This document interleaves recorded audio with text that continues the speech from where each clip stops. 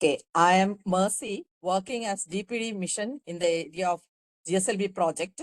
On behalf of the System Society of India, may I welcome Dr. Tarun. Let me give a brief introduction about the speaker of the day. Dr. Tarun is a scientist in ISRO and is currently the director of the Space Physics Laboratory of VSSC Thiruvananthapuram. Dr. Tarun is an expert in the area of optical and radio remote sensing of terrestrial plasma and neutral environment from ground rocket and satellite-based platforms.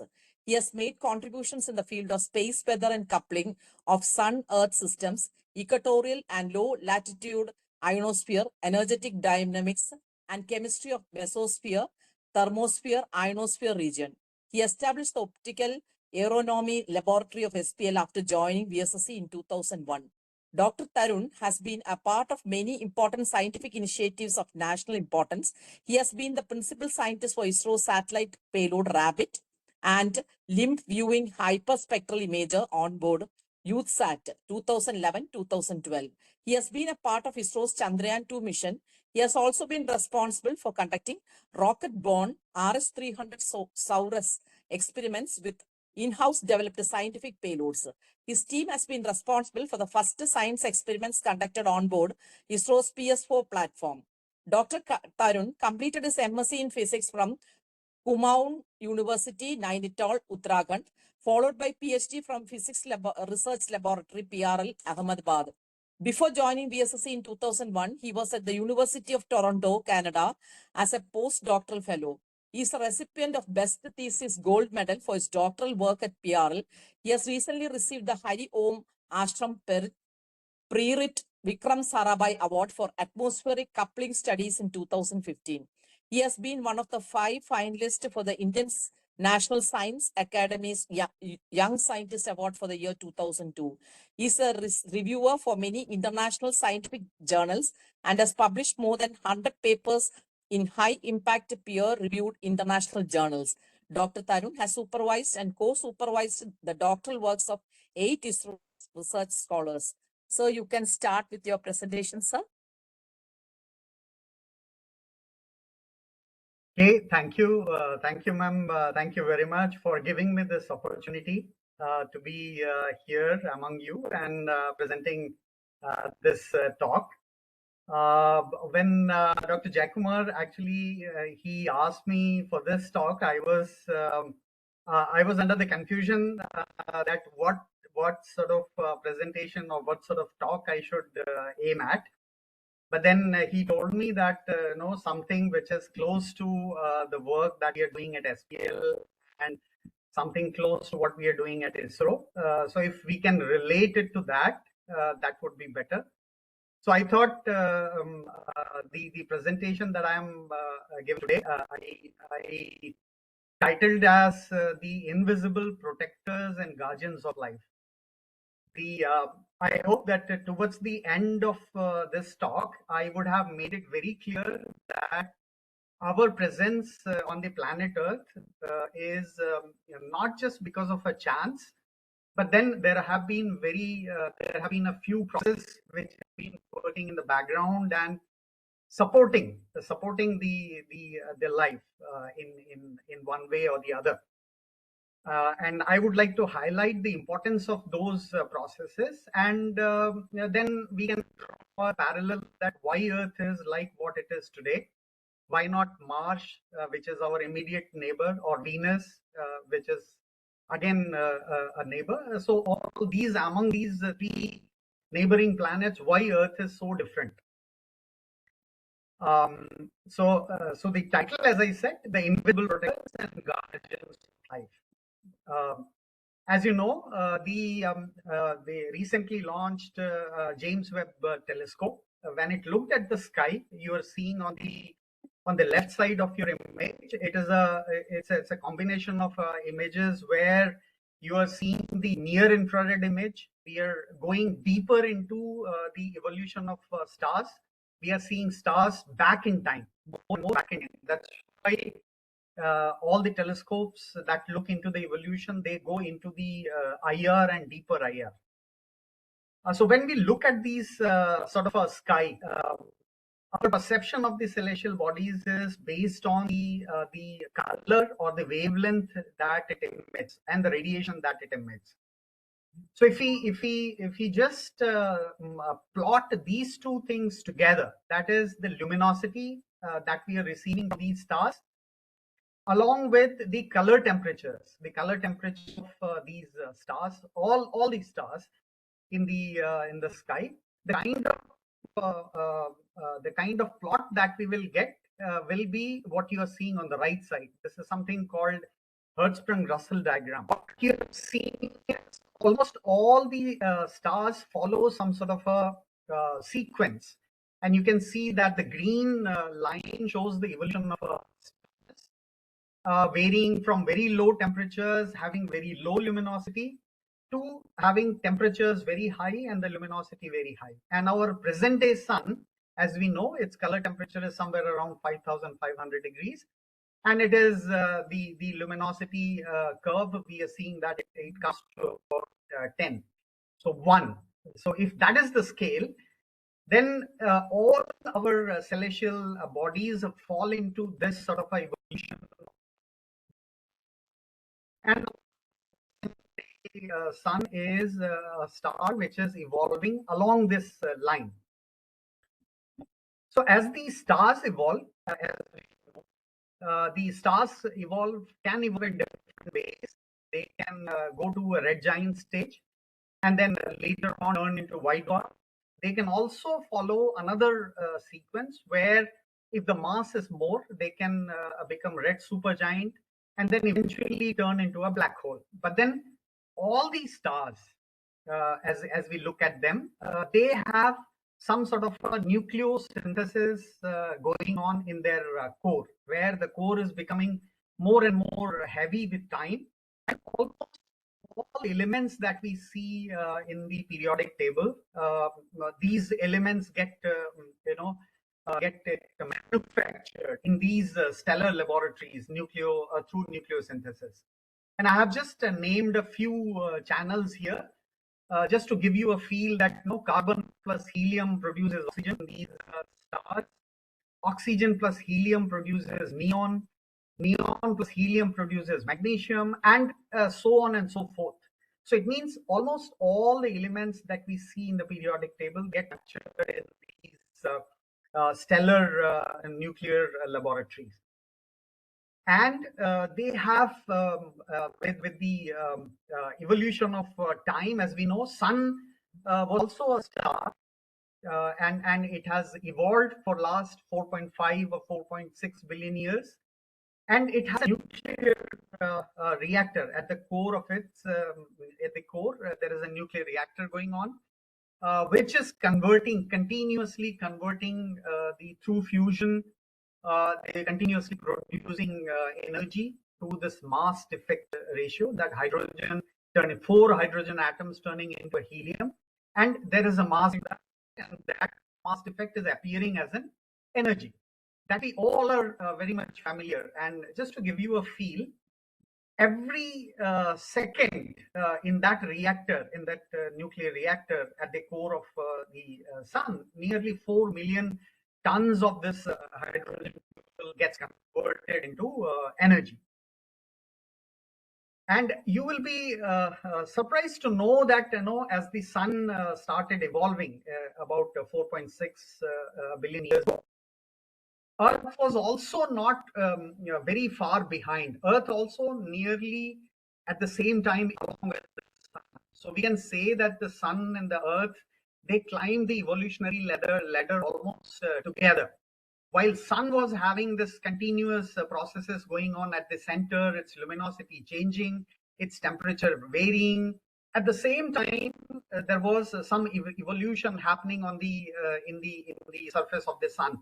In the surface of the earth also. We know that from this evolution, this sun-earth system evolution, we have the atmosphere coming into earth, the atmosphere changing with time, with the eons, different periods, different kind of atmosphere coming into existence, and with time the life coming into existence, from single cellular life to the modern complex life that we see on Earth.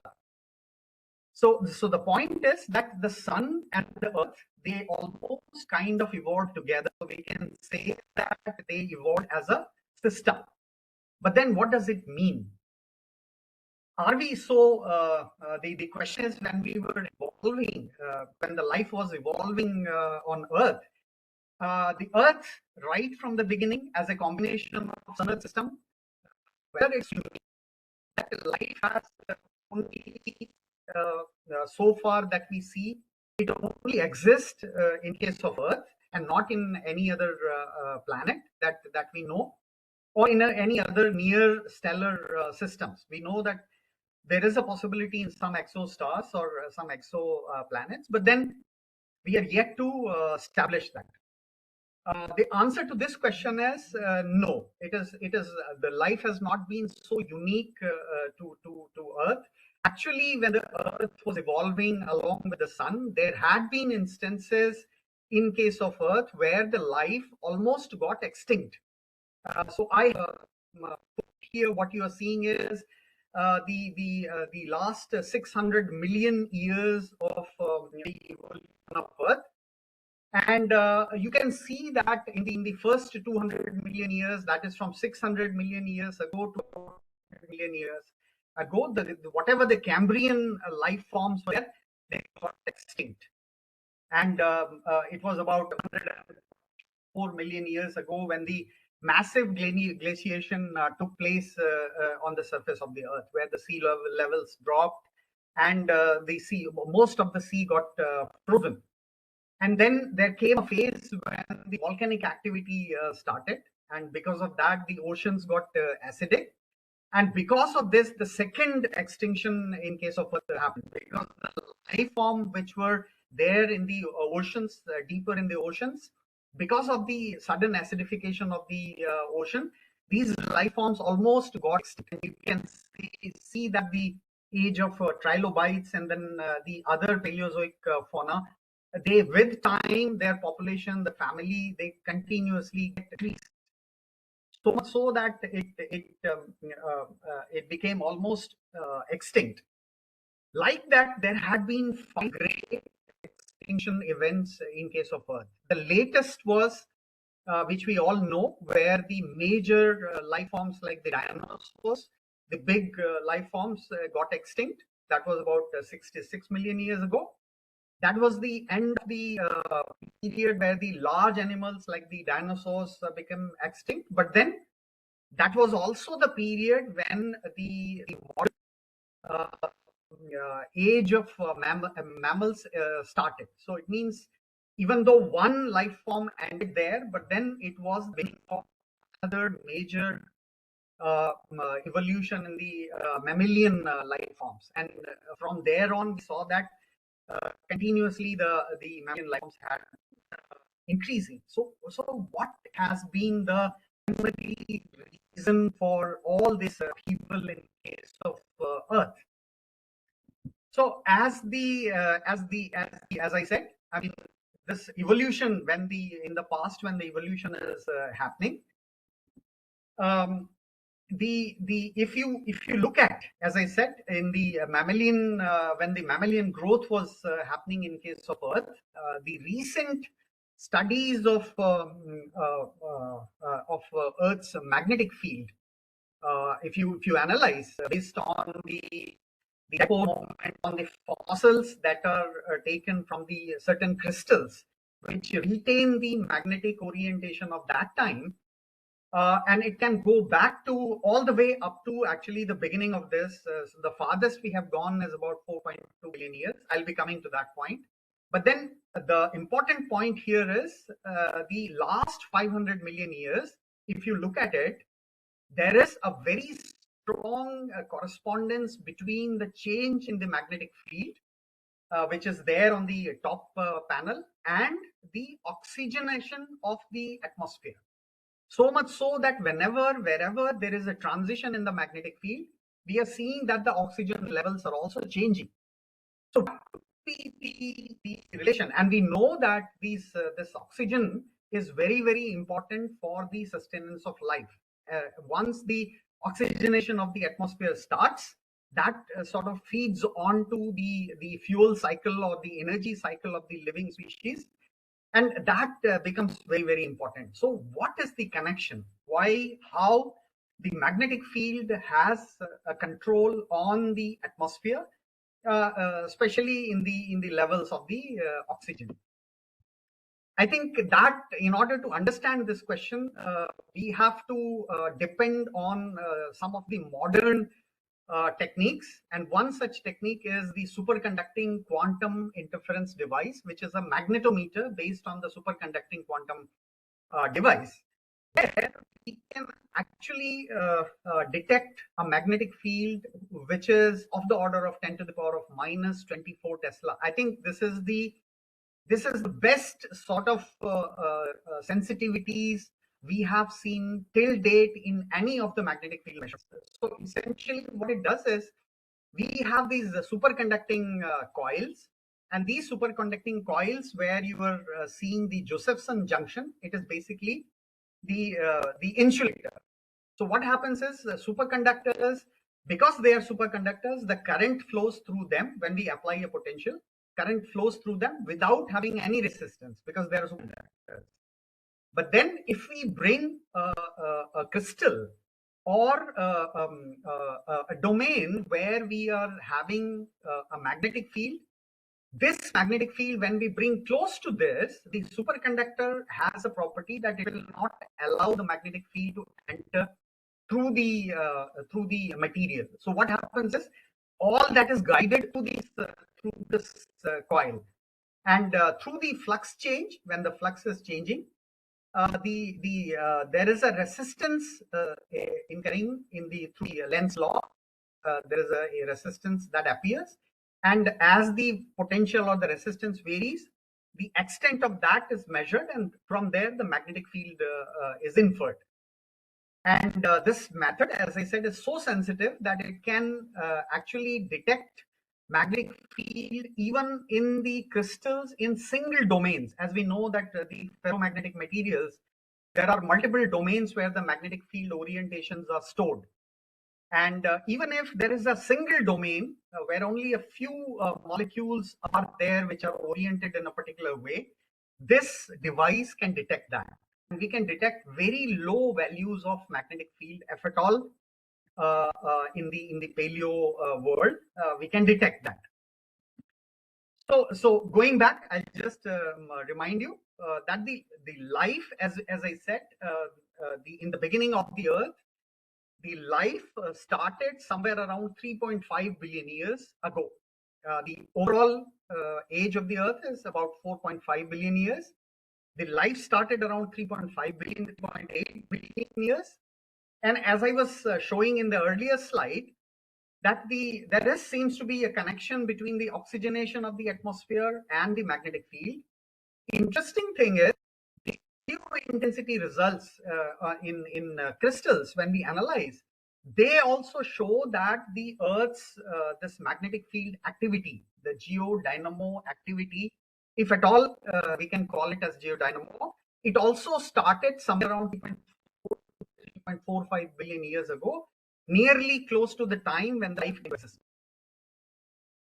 And just based on these minerals, zircon is one mineral which has been found the oldest rock material, which can go back to about 4 to 4.2 billion years, and its magnetic field can be detected. So what you are seeing is, on the x-axis you are seeing the time varying over the paleo age, so up to 3 billion years. Yeah. And the field strength, you are seeing the microtesla on the y-axis, and the blue curve that you are seeing, the blue shaded region, is the recent field, the recent times, whatever is the field based on the mineralogy of the crystals. You can very clearly see that about 4.2 billion years ago, the magnetic field had been stronger, much stronger, where the strength had been about 20 microtesla. But with the time, this magnetic field continuously had been decreasing. almost all the samples from different continents, one from Australia, the other one from Africa. They were analyzed independently taken samples, and they all converged to the fact that initially the field was stronger, but then the magnetic field started decreasing, almost reaching a level where the magnetic field became zero and becoming stronger again somewhere around 3.2 billion years. That is the time when the life came into existence. And and that's a very interesting proposition, or that is a very interesting observation. If that is so, then what you're seeing, the red curve shows the continuous decrease of the field in the past. All these samples are showing that these fields have been decreasing, and before they start showing an increase in the recent years. And and the implication of this is that if you see if you concentrate on the bottom curve, actually in the early times when the earth had just started accumulating mass and its inner core becoming stronger, actually the initial part of that core activity was driven purely by the thermal gradients which were generated as a result of this accumulation, and it slowly decreased with time all the way up to the point where you are seeing that the magnetic field became almost kind of zero, where you are seeing the red points before and afterwards they start increasing again. And actually, if you look at the processes, from that is the time from where the magnetic field suddenly start increasing to the present day. And based on the hypotheses and based on these observations, it is proposed that after this initial accumulation of the thermal gradient based geodynamo, a time came when there was an external body, a huge meteor impacted onto Earth, which triggered the geodynamo activity. And with this, suddenly the core activity got strengthened. The cycle got started. And from there on, the magnetic field had continuously been increasing.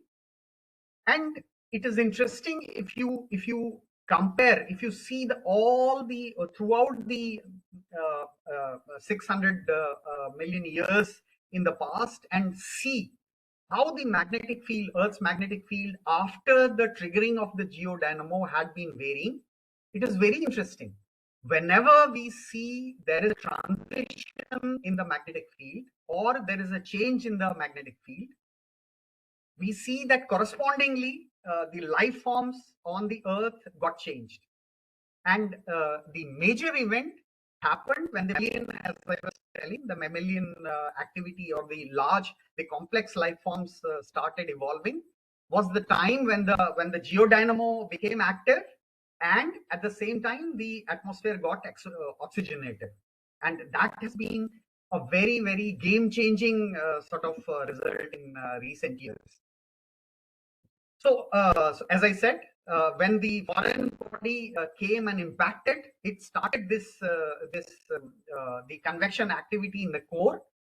So, result was that the mantle, all the material that was there absorbed in the Earth's mantle, it got subducted to the core region where the temperature was very high.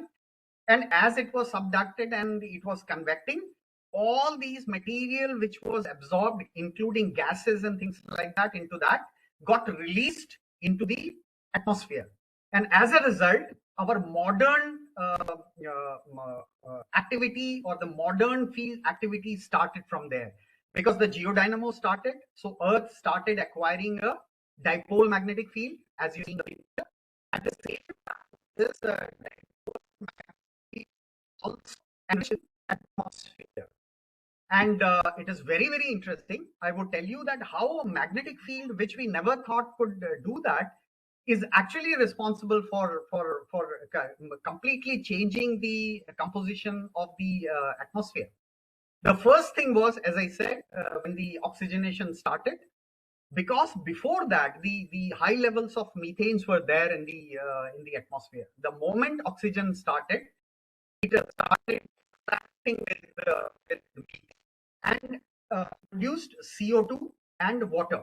So along with the oxygenation of the atmosphere and the early methaneated or methanogenic genetic material, when it started interacting with the oxygen, we started getting CO2 and water, which is very, very important for the sustenance of life. At the same time, once the oxygen is produced, this oxygen in the presence of UV radiation and the other chemical species containing nitrogen and nitric oxide started forming ozone layer. So the oxygen started getting into ozone.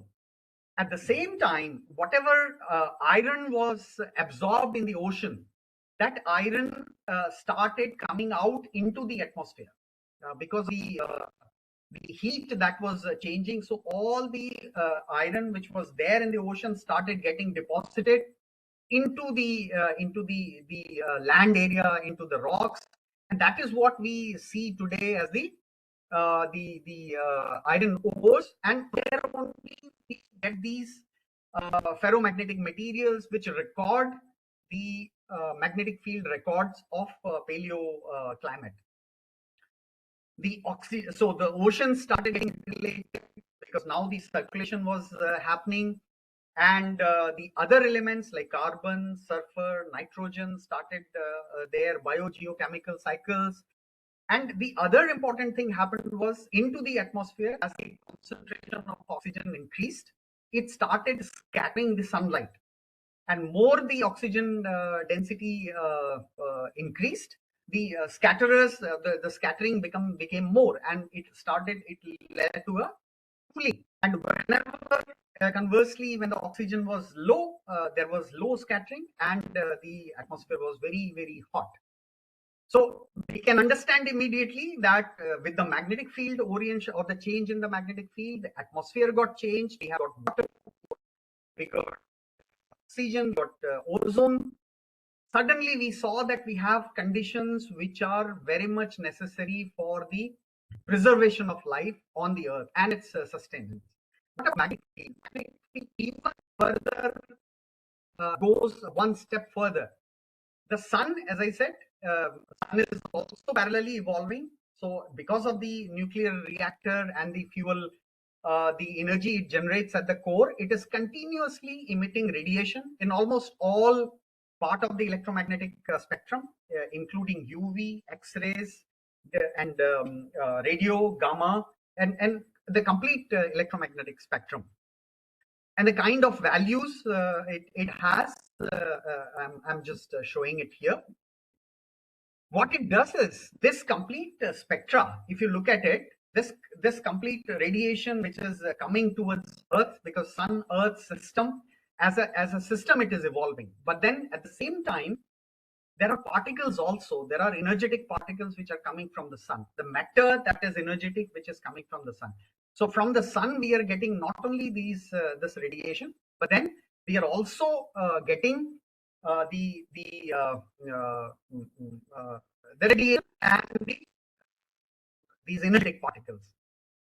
And because of the presence of magnetic field, this magnetic field is immediately making a shield, a balance. So we are having a magnetosphere, where you are seeing that we are having a very nice magnetosphere which is holding off these high energy solar wind particles at a distance which we call as the standoff distance. And our Earth is very nicely ensconced into this magnetosphere. Our atmosphere is and the magnetic field is shielding us from this high energy radiation. So the Sun-Earth system, as I said, not only this way through the evolution of magnetic field and the magnetic field triggering the oxygenation of the atmosphere through the impact of a foreign body and geodynamo coming into existence, it became a very probably the most efficient multi-constituent energy system. So much so, the atmosphere distribution of the atmosphere is in such a way that the high energy radiation is absorbed higher in the atmosphere. So you can see that the X-ray, Lyman alpha, UV radiation, it all gets absorbed in the upper part of the atmosphere where the ionosphere is, that is beyond 90 kilometers and so. When we come to lower altitudes, around 35 to 40 kilometer and that region, we know that is the region where ozone is dominant. The ozone absorbs the rest of the ultraviolet radiation and it completely filters out the harmful radiation at all the altitudes above this. And as a result of this protection that this magnetic field has created, not just today, but in the paleoclimatic zone, makes the Earth the habitable zone of the life because of the magnetic field there. And not only that, that is why the star sun system is an ideal sun-Earth system to look for a habitable zone. If you have a larger system, you can see that this is called the Goldilocks, which is depending on the given star, if the Goldilocks zone or the Earth-like planet where it will be formed, that their chances in this green zone. So we know when we are looking at the sky, if we are looking at a sun-like star which is much heavier, we know at what distance we should away from that center of that sun we should be looking, where we may have a habitable zone where the Earth-like activities or Earth-like conditions prevail. Now, before I come to an end, the question is now we are now in the point zero, that is the age of mammals. But then this is also a phase. Once again, we are seeing the magnetic field of Earth undergoing a major change.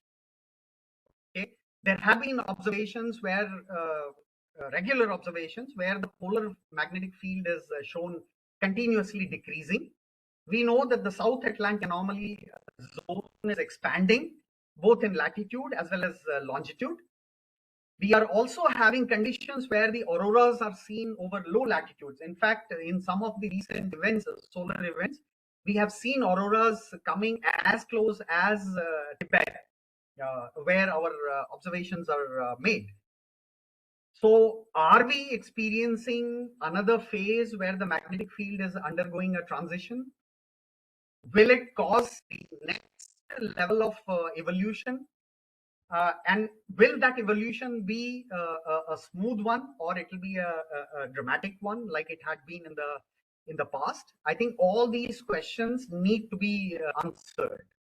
And I think with our programs of going to to Mars, to Venus, getting the samples back from these planets, actually now we know what sort of samples we should be getting, where we should be getting these samples, so that we can get a correct understanding of the of the magnetic field history of the planets, so that we know when we are going to inhabit these planets, where to go and which are the most suitable habitable zone. So I think we are entering into that phase now, and with the technology, modern technology, I think we can address this question of what will happen next very effectively. So I thank you for your attention. If there are any queries, I'll be happy to discuss. Thank you very much.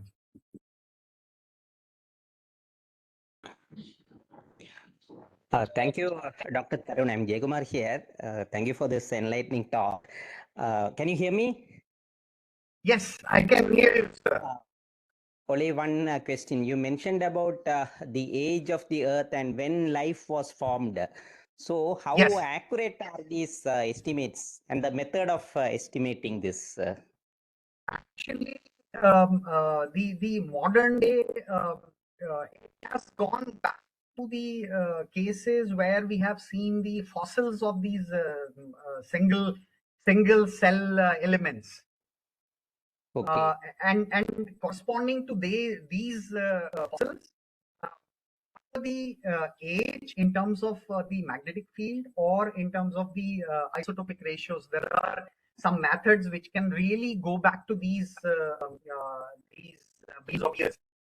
So I would say that the error bars of a few millions of years, the estimate that the life started somewhere around 3.2 to 3.28 billion years, I think is pretty acceptable. Okay. Okay. Thank you. Thank you, sir. Good evening, sir. Sir, on behalf of SSI Trivandrum chapter, so we thank for the interesting and informative talk today. Today, sir. Actually, it was an eye opener for us when we came to know that magnetic field is having a control over the concentration of oxygen in the Earth's atmosphere. So now let us take some few questions from the chat boxes. The first question is there from Suresh VSSC. During Sun-Earth growing later together, to predict the changes likely to happen and their implication on life. Is it possible to predict the change? So that was the question. That is, during Sun-Earth growing ladder together, what was the effect on our intermediate planets like Mercury and Venus? Right. That's a very interesting question. Actually, if we look at the nearby planets, no, as I said, Venus and when the Earth was evolving, it is very clear that, as I said, during the course of its evolution, there came a time when the dynamo, the initial activity driven by the thermal gradients, that started weakening. And probably that was the time when the other planets also, like say, for instance, Venus and Mars also were experiencing a similar process. But because of the impact of a object which sort of triggered the geodynamo, I think that was not the case in case of Venus and in case of Mars. Then what happened was for the outer planets, where we are almost all the outer planets have this core activity, and they have the magnetic field. But then the nature of the core activity there, because they are farther from the sun, so their core has the majority of the core is hydrogen, and because the temperature is because of their distance away from the sun, the hydrogen at these temperatures and high pressures, because these are larger planets, becomes metallic in nature.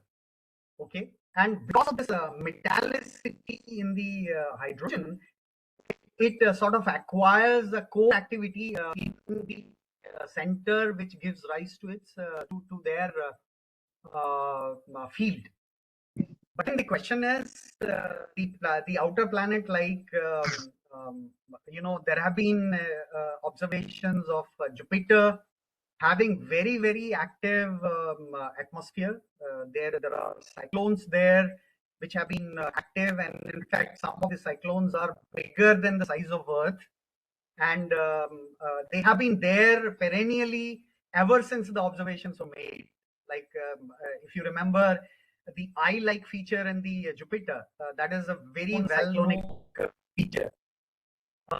So all these outer planets, and then the farther if you go, like very deep in the Enceladus, the moon Enceladus showed some of the thermal vent from where gases came out when the Cassini was making a transition through Saturn. So this Enceladus, it was seen that it is otherwise it is frozen, But then through the cracks in the planet surface, it was seen that was a thermal vent, and because of the inner activity, probably the core activity, as I said, which is still being there for hydrogen being metallic,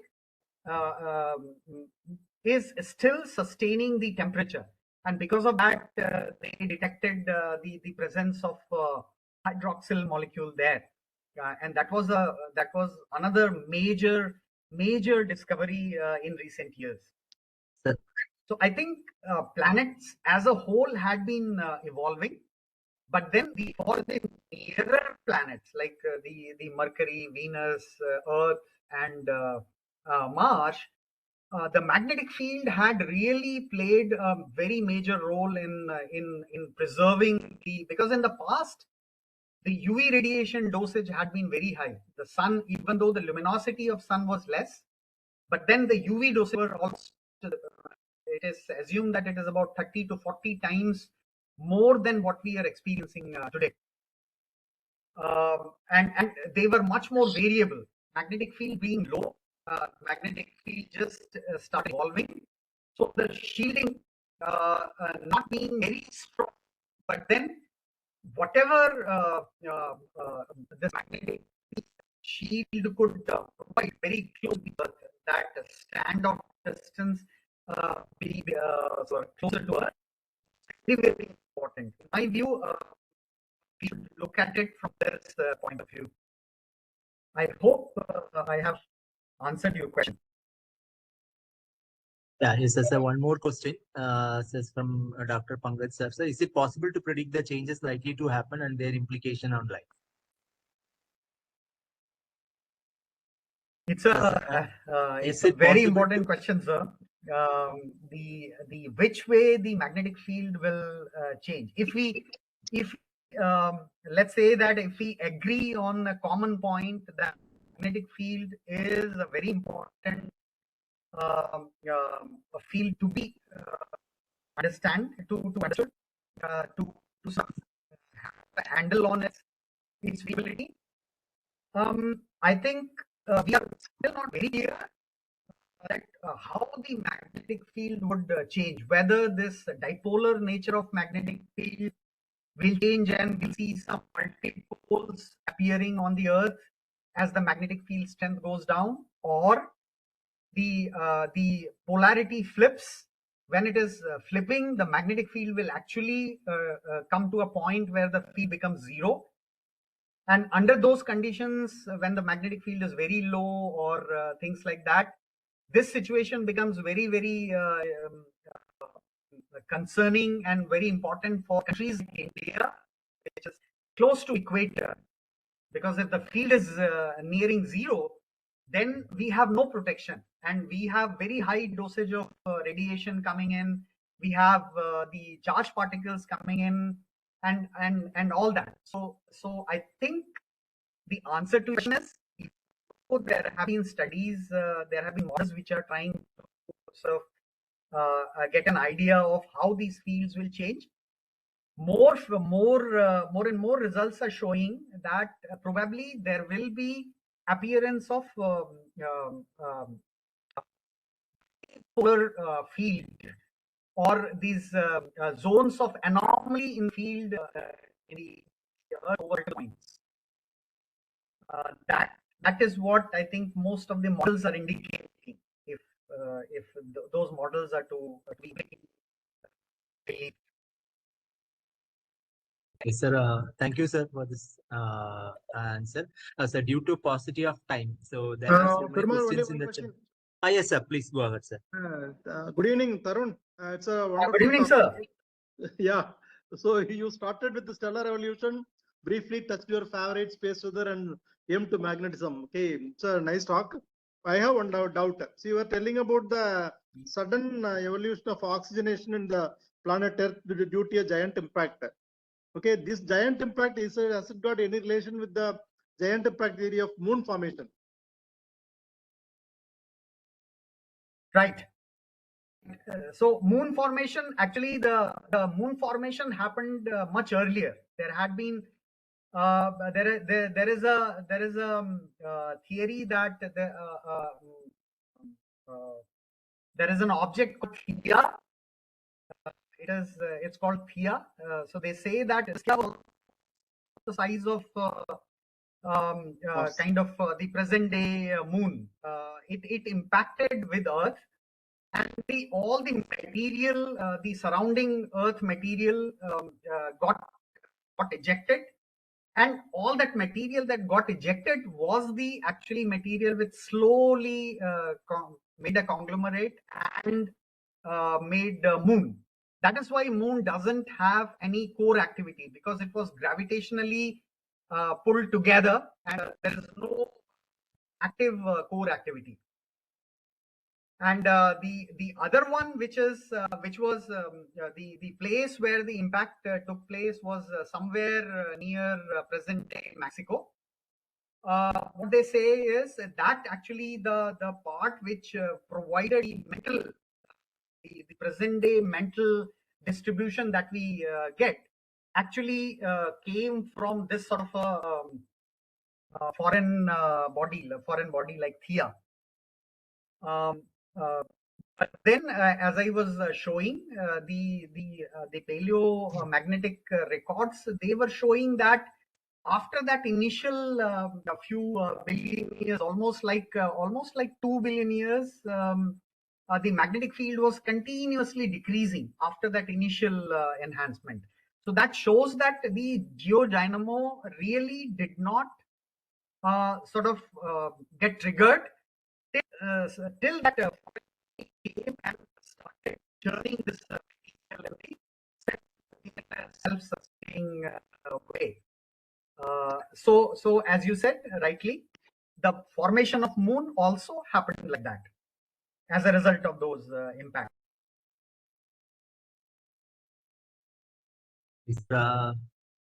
Again, we thank on behalf of SSI Trivandrum chapter for the wonderful talk, sir. There are a few questions. We will post the question. Thank you, sir. Thank you for giving me this opportunity, and I hope that I could impress upon you that the magnetic field and the atmosphere, they are actually the ionosphere, atmosphere, and the magnetic field. Actually, they are the preservers of life, even though we don't see their role on a day-to-day basis, influencing the way we behave and the way our life goes. But then I think if we take our evolution over the years, over millions of years, over the lifetime of Earth, I think their role becomes very, very, and that's why I say that they are the protectors of life and guardians of life, because they are not only protecting, they are actually giving rise to new forms of life also. Thank you very much for giving me this opportunity. Thank you. Thank you, sir. Thank you. Thank you. Thanks. Bye. Thank you, sir. Thank you. Thank you, sir. Thank you. Bye. Thank you, sir.